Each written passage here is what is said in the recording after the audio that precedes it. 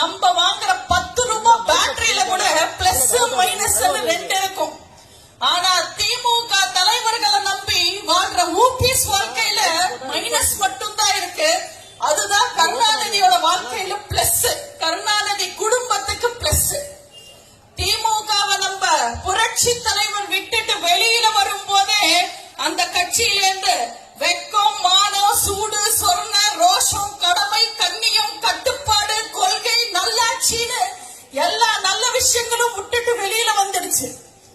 கருணாநிதியோட கொத்தடிமைகள் மட்டும் அங்கேயே இருந்துட்டாங்க. பழைய உடன்பிறப்புகளை, பழைய கொத்தடிமைகள் எல்லாம் ஸ்டாலின் காலி பண்ணி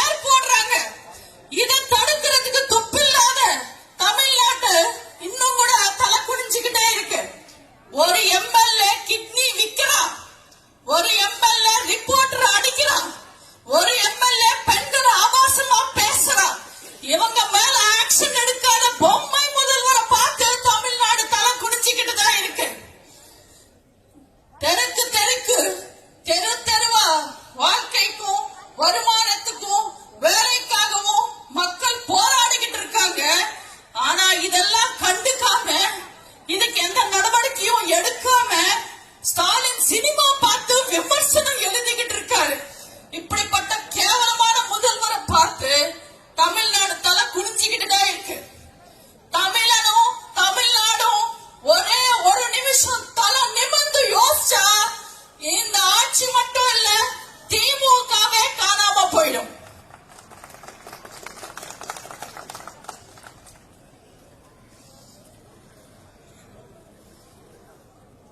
மகாபாரத போர்ல 8 பெரிய வீரர்கள் சேர்ந்து ஒரு சின்ன பையன் அபிமன்யுவை சாகடிப்பாங்க.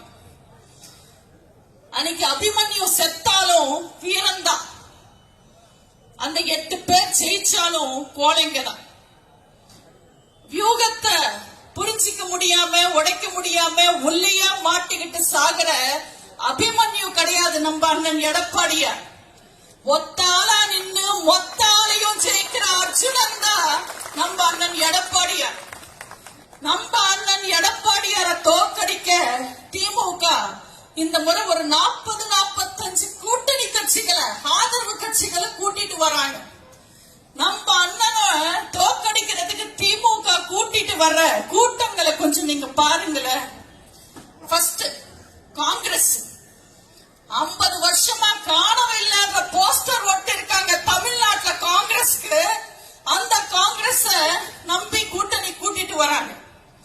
ராமேஸ்வரம் மீனவர்கள், இலங்கை தமிழர்கள், இப்படி எங்க தமிழ்நாட்டு மக்கள் செத்தாலும் கவலைப்படாம கூட இருந்து வேடிக்கை பார்த்த காங்கிரஸ் கூட்டிட்டு வந்து தமிழ்நாட்டுல என்ன பிரயோஜனம் இருக்கு? நீங்க எல்லாம் பாஷா படம் பார்த்திருப்பீங்க.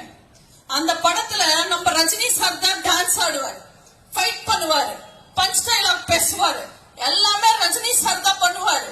ஆனா பக்கத்திலேயே ஒரு நாய் இருக்கும். அந்த நாய் எதுக்கு இருக்குன்னு கடைசி வரைக்கும் யாருக்கும் தெரியாது. அதே மாதிரிதான் திமுக கூட்டணியில காங்கிரஸ் எதுக்கு இருக்குன்னு திமுகக்கும் தெரியாது, காங்கிரஸ்க்கும் தெரியாது. அடுத்ததா விடுதலை சிறுத்தை நம்பர் 1 கொத்தடிமைங்க. பேர் மட்டும் விடுதலை சிறுத்தை, ஆனா அவங்கள மாதிரி சிறந்த அடிமைகளா யாருமே இருக்க முடியாது. வேங்கை வயல், மானாமதுரை, ராங்கநேரி, எங்க தலித் மக்கள் குடிச்சிட்டு செத்தாலும் அடிபட்டு செத்தாலும் நம்ம திரும்ப பிஜேபி கோல்டன் பீச்ல இருக்கிற பொம்மை மாதிரி குச்சி பிடிச்சுக்கிட்டு சைலண்டா இருக்கிற மாதிரியே நிற்பாரு. ஆனா ஈரான்ல போர ஆரம்பிச்சாலோ உக்ரைன்ல குண்டு போட்டாலோ அப்படியே கொந்தளிச்சு எழுந்திருப்பாரு. அவர் ஒரு முரட்டு பீஸ்னா திமுக கூட்டணியில இன்னொரு முத்தி போன கேஸ் இருக்கு. அவர் தான் உலக நாயகன் கமல்ஹாசன். அவர் எதுக்காக கூட்டணியில இருக்காருன்னு யாருக்குமே தெரியாது. வாரிசு அரசியலை எதிர்த்து கருணாநிதி மகன் என்ற பேரை கெட்ட வார்த்தைன்னு சொல்லி டார்ச் லைட்ட வீசி டிவி எல்லாம் உடைச்சு கட்சி ஆரம்பிச்சாரு. கடைசியில இவர் வந்து திமுக கிட்ட சரண்டர் ஆவாருன்னு தெரிஞ்சா ஒரு டார்ச் லைட் ஒரு டிவியாவது மிச்சம் இருக்கும்.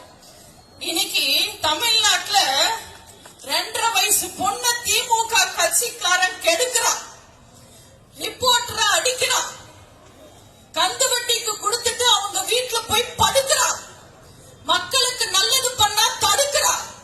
அதெல்லாம் போய் ஸ்டாலின் கிட்ட கேள்வி கேட்கறதுக்கு துப்பு இல்ல கமல்ஹாசனுக்கு. ஈரான்ல போர் ஆரம்பிச்சதுக்கு ட்ரம்புக்கு லெட்டர் எழுதுறாரு. இவங்க எல்லாம் என்ன காமெடி பண்றாங்களா என்னன்னு தெரியல. இவருக்கு அப்புறம் மதிமுகனால மானம் கெட்ட திமுக வாரிசு அரசியலை எதிர்த்து கருணாநிதி வாரிசை கொண்டு வரக்கூடாது, கொண்டு வரதை எதிர்த்து கட்சியை ஆரம்பிச்சவர் வைகோ.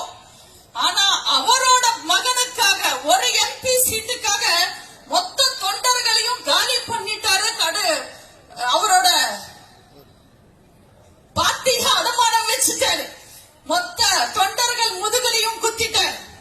இவரெல்லாம் வைகோன்னு கூப்பிடுறதுக்கு பதிலா அரசியல் சைக்கோன்னு கூப்பிடலாம். அடுத்ததா கம்யூனிஸ்ட்.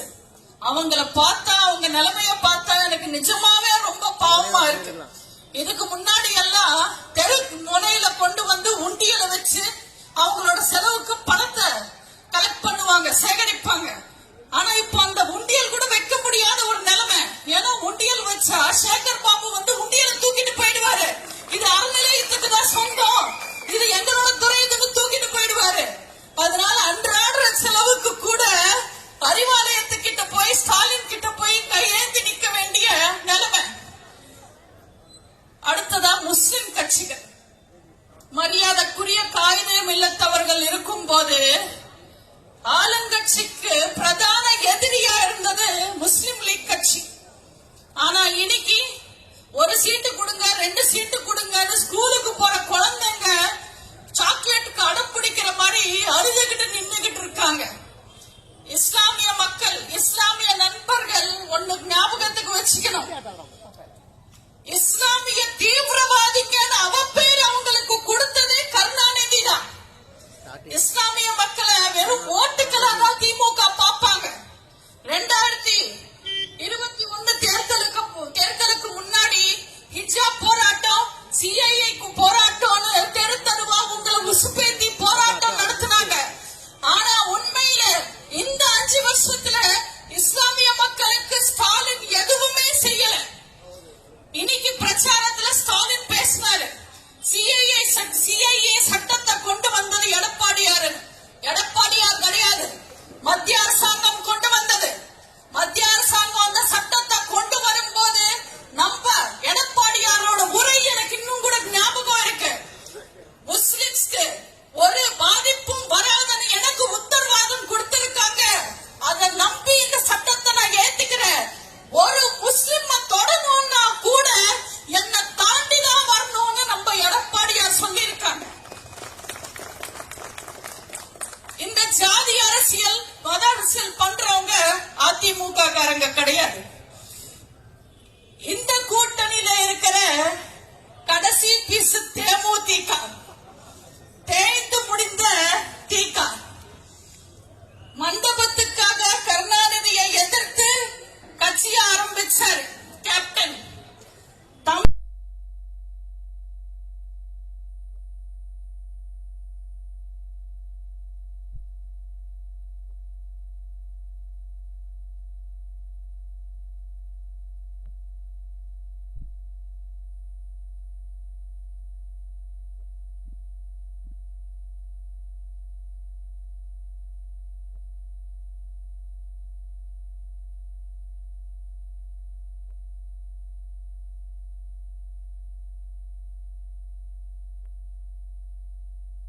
கிடைக்காத போது அசால்ட்டா வந்து 10 சீட்டும் ஒரு எம்பி சீட்டும் வாங்கிட்டு போயிட்டாங்க. இப்ப 10 பேரை எங்க நிக்க வைக்கணும், யாரு நிக்க வைக்கணும்னு அந்நியார் ஷாக் ஆகி போய் நிக்கிறாங்க. பொதுவா அரசியல்வாதிங்கன்னா நான் வந்தா இது செய்வேன், நான் வந்தா அது செய்வேன், நான் இப்படி நான் அப்படின்னு வீரம் பேசுவாங்க.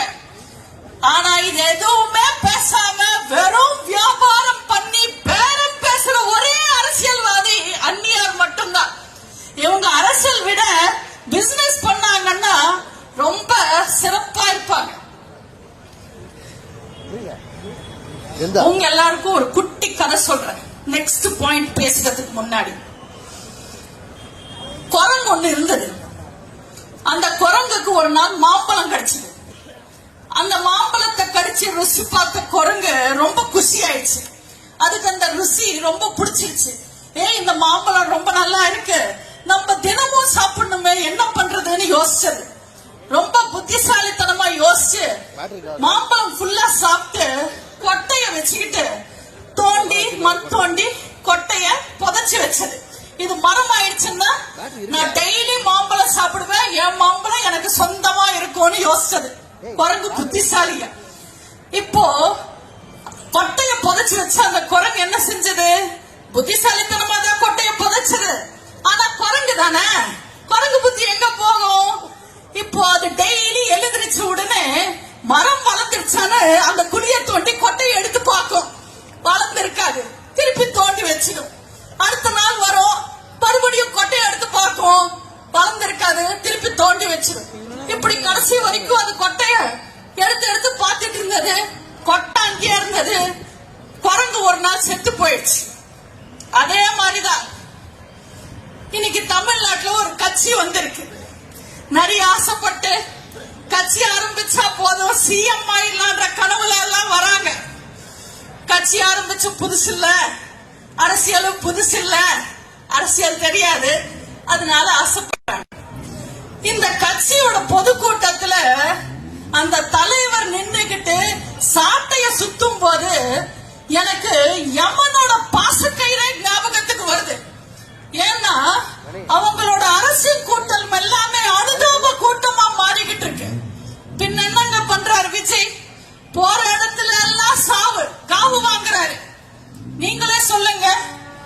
ஒவ்வொரு கூட்டமா போட்டு ஊர் ஊரா போய் சொந்த ரசிகர்களையும் தொண்டர்களையும் சாகடிக்கிறதுக்கு இவர் எதுக்காக கட்சி ஆரம்பிக்கணும்? விவசாயம் பார்த்து செத்தவங்க கூட கம்மி, விஜய பார்க்க போய் செத்தவங்க தான் அதிகம். ஆனா என்ன கொடுமை, வருஷம் பூரா விவசாயம் பார்த்து செத்தவனுக்கு கூட பணம் கிடைக்கிறது இல்ல. இந்த விஜய பார்க்க போய் செத்தவங்களுக்கு பணம் தராங்க. விஜயோட கூட்டத்துல ஒரு குழந்தை செத்து போச்சு.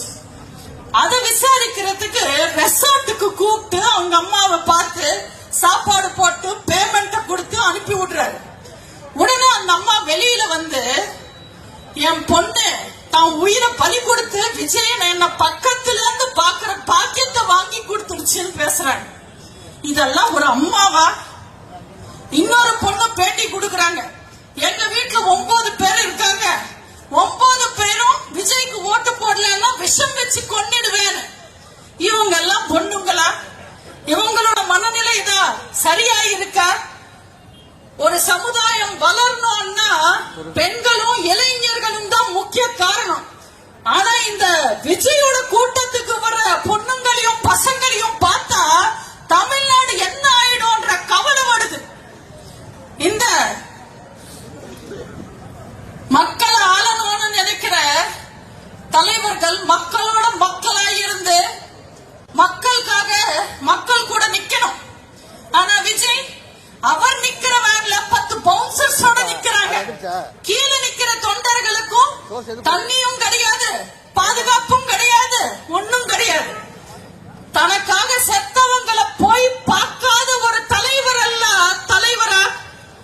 கரூர் சம்பவத்துல மட்டும் விஜய காப்பாத்த புரிஞ்சுக்கிட்டு அது அரசியலாக்காம ஆதரவா நம்ம அண்ணன் எடப்பாடியார் பேசலன்னா விஜயோட ஜனநாயகம் படம் மட்டும் இல்ல, விஜயே வெளியில வந்திருக்க மாட்டார்.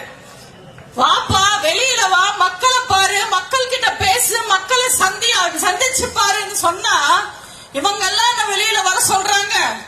நான் வரமாட்டேன்னு வீடியோ கால் அரசியல் பண்ணிக்கிட்டு இருக்கேன். என்ன வெளியில வர சொல்றாங்க? நான் வரமாட்டேன். ஆனா பாருங்க, வீட்டுக்கு ஒரு விஜய் வருவான், ஐடி கார்டோட வந்து பூத்துல நிப்பான்னு சொல்றாரு. அப்ப கடைசி வரைக்கும் விஜய் வரமாட்டாரு. வீட்டுக்கு விஜய் வர்றதெல்லாம் இருக்கட்டும், முதல்ல உங்க பொண்டாட்டி பிள்ளைங்க உங்களுக்கு ஓட்டு போடுவாங்களான்னு பாருங்க. இவங்க வாரிசு அரசியல் கூடாது, கூட்டணி இல்லாத ஆட்சி வேணும்னு வீரவசனம் பேசுறாரு. வாரிசு அரசியல் இருக்க கூடாதுன்னு சொல்றதுக்கு விஜய் யாரு? வாரிசு முறை தவறுன்னு சொல்ற அருகதை விஜய்க்கு இருக்கா? விஜய யார் ஹீரோ ஆக்குனாங்க? அவங்க அப்பா. விஜயோட முதல் 4-5 படம் தயாரிச்சதும் இயக்குனரா இருந்ததும் அவங்க அப்பா. அவங்க அப்பா இல்லன்னா இன்னைக்கு விஜய் இல்ல. உங்க அப்பா மாமியார் முதுகுல சோப் போடுற சீன் மட்டும் யோசிக்கலன்னா இன்னைக்கு விஜயும் இல்ல, விஜய்க்கு இந்த சீனும் இல்ல. அடுத்ததா கூட்டணி முறை கூடாது, கூட்டணி இருக்க கூடாது. அவரோட முதல் மீட்டிங்ல அவர் சொன்னது என்ன? எங்களுக்கு கூட்டணி இருந்தா பரவாயில்ல, நாங்க டெப்டி சிஎம் பதவி கூட தருவோம்னு சொன்னாரு. அவர் சொல்றது ஒண்ணு செய்யறது ஒண்ணு. பொதுவா திமுக காரங்க தான் அப்படி இருப்பாங்க, முன்னாடி ஒண்ணு பேசுவாங்க, பின்னாடி ஒண்ணு பேசுவாங்க. இந்த தம்பி ஒண்ணுமே பண்ணல, ஆனா அதுக்குள்ள மாத்தி பேசுறாரு. இலவசங்கள் கொடுத்து திராவிட கட்சிகள் மக்களை ஏமாத்துறாங்கன்னு சொன்னாரு. ஆனா இப்போ இலவசங்கள் அறிவிச்சிருக்கிறது யாரு? அந்த இலவசங்களை எப்படி கொடுப்பாரு?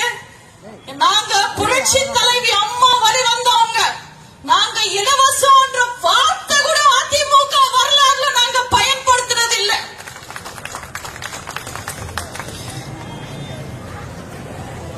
எங்கள் அண்ணன் எடப்பாடியார் சிஎம் நாற்காலியில உட்காரும் போது அவர் சந்திச்ச விமர்சனங்கள் ரொம்ப ரொம்ப மோசமா இருந்தது.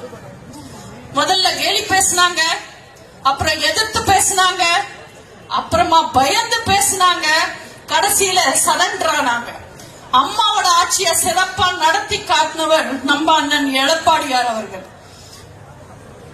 தாத்தா வாரிசு கோட்டால வந்த மாறனோ பேரனோ இல்ல நம்ம எடப்பாடியார். அப்பா தயவுல வந்த ஸ்டாலினோ உதயநிதியோ இல்ல நம்ம எடப்பாடியார்.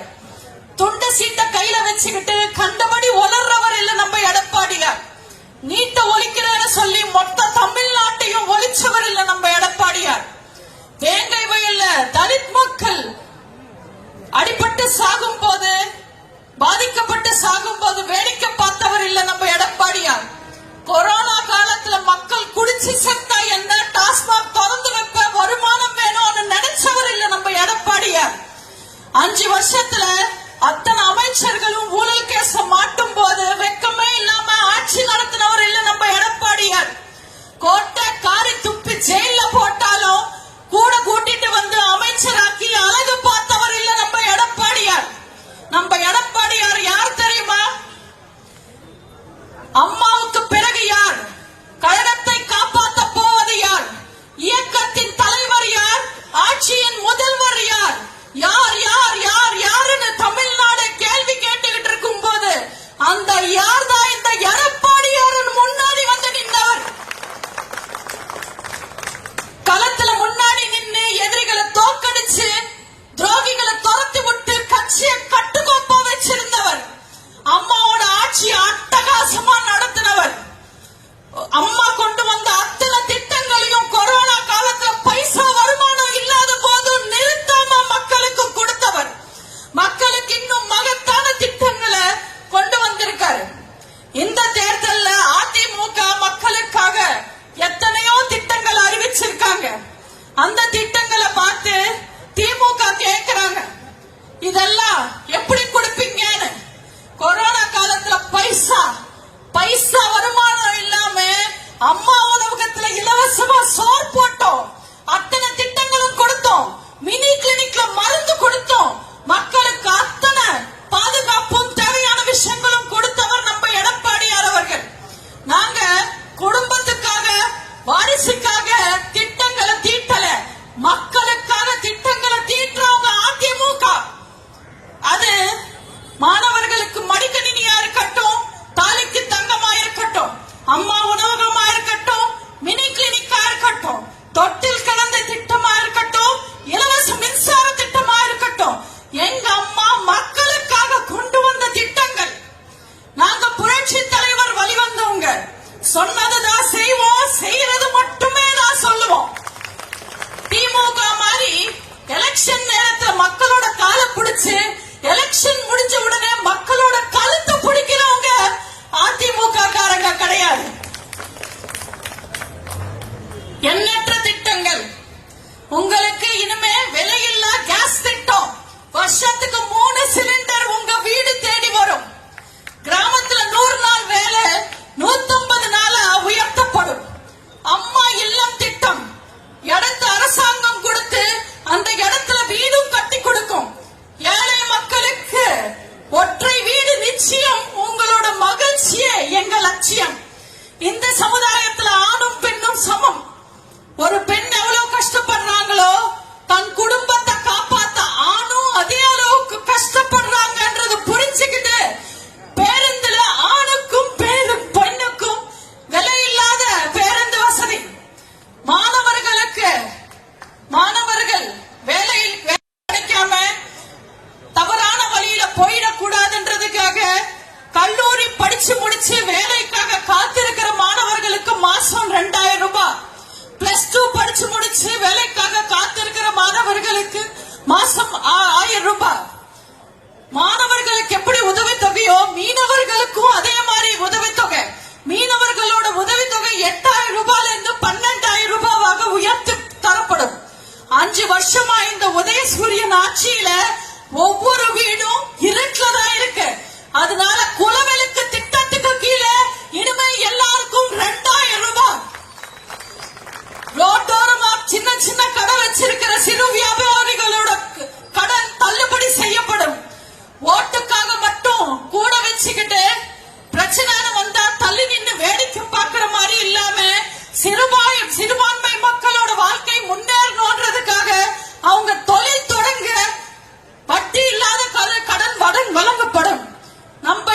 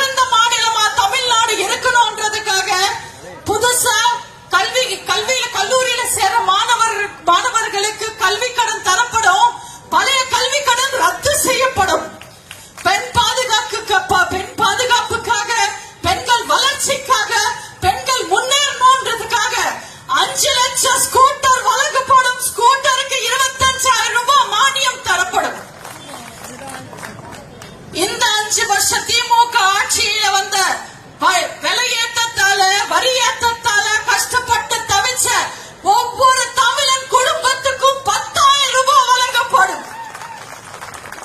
பெண்களுக்கு இன்ப அதிர்ச்சியா நம்ம அண்ணன் எடப்பாடியார் அவர்கள் ஒவ்வொரு குடும்பத்துக்கும் ஃப்ரிட்ஜ் வழங்குவார். ஏழை மாணவர்கள் அரசு பள்ளி மாணவர்களோட 7.5% இடஒதுக்கீடு மருத்துவத்துக்காக இடஒதுக்கீடு 10% உயர்த்தப்படும். இப்படி எண்ணற்ற திட்டங்கள் 297 திட்டங்கள் உங்களுக்காக உங்களை அறிஞ்சு புரிஞ்சு தெரிஞ்சு தீட்டிருக்காரு நம்ம அண்ணன் எடப்பாடியார் அவர்கள். தயவு செஞ்சு